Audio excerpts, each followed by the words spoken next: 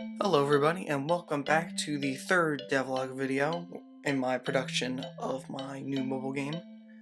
A lot's happened since the last one that I made, and I'm going to get right into it after I share this little bit of news that I'm going to be doing. So, at the start of this new year, I'm going to be doing something that I've never tried before, and that is beta testing with my mobile game. So, when the turn of the new year comes, I'm going to put my app on beta testing on both the Google Play Store and on Test Flight for iOS. That way, anyone who's watching my videos, if you want to be active in the development, you can go to the links which will be in the description once I finally put this up, and you become a beta tester yourself. Alright, now that that's out of the way, let's get right into what I did this week.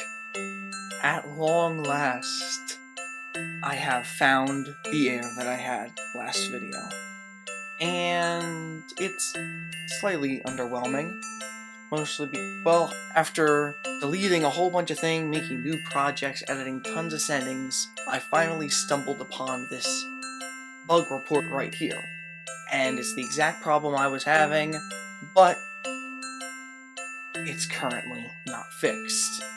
And it's going to be in both 2019.3 and 2020.1, which both aren't released yet and are still in testing. Which means, unless I'm willing to put that risk up, I'm not going to be able to build to my phone for a while. And that's fine for this game, but that does pose a trouble for my other games that I still want to put updates out for. But that's on a different note. Now that I finally figured out this problem, I decided it was time to finally start doing other things.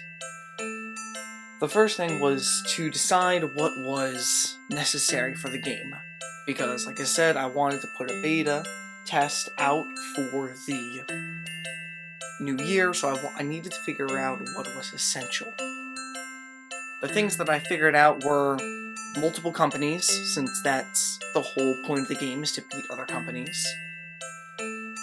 Giving houses the ability to choose between companies, and buying new land for warehouses. I decided to go for a more simplistic approach than what I was originally designing.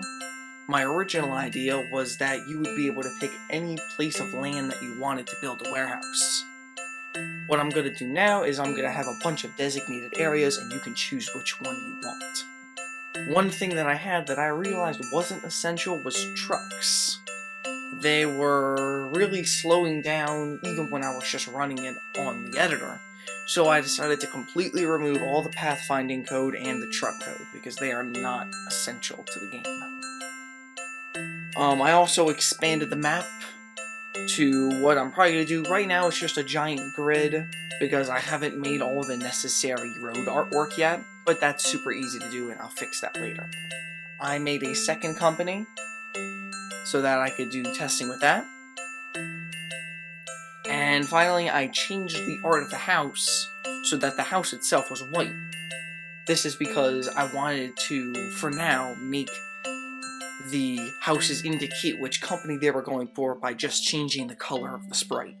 I'll change this later probably so that the grass isn't a tinted color, but for right now this worked for what I wanted. And once I added in a second company and put in the warehouse, this is what it ended up looking like.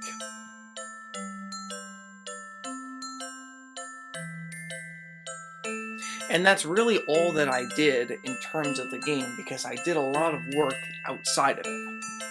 For instance, I went and I updated my website with all new art, all new colors, and I'm trying to keep it up to date, more up to date now. I also created itch.io pages for all my games, which you can see on the screen right now, just to try to give my games a bit more exposure, so you can check those out in the description. And that's really it for this week's devlog. If you enjoyed it, please like and subscribe, and again, if you want to become a beta tester in the new year, just stick around, and it'll definitely be out by that time, and you can put your influence into what this game is going to turn out being.